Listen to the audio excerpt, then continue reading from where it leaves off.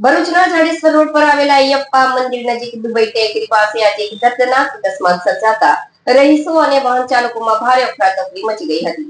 રેતી ભરેલા હાઈવા ટ્રકના ચાલકે સ્ટીયરિંગ પરથી કાબુ ગુમાવતા ટ્રક ધડાકાભેર રોડના ડિવાઈડર પર ચડી ગઈ હતી. સદનસીબે આ ઘટનામાં કોઈ જાનહાનિ નોંધાઈ નથી, પરંતુ અકસ્માત બાદ માર્ગ પર લાંબો ટ્રાફિક જામ સર્જાયો હતો. જાડેશ્વર રોડ પરથી પસાર થઈ રહેલી હાઈવા ટ્રકના ચાલકે અચાનક કાબુ ગુમાવતા ટ્રક ડિવાઈડર સાથે અથડાઈ હતી.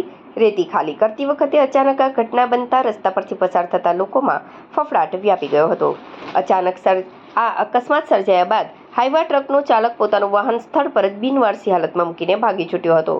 ચોંકાવનારી બાબત એ સામે આવી છે કે ટ્રક પર on duty GSRTC government of Gujarat લખેલું પેપર પ્રિન્ટ લગાવેલું હતું. સ્થાનિક રહીશો અને વાહન ચાલકોના જણાવ્યા મુજબ શહેરમાં ભારે વાહનો માટે નો એન્ટ્રીનો સમય હોવા છતાં આ રેતી ભરેલી હાઈવા બિન્દાસપણે રોડ પર દોડી રહી હતી.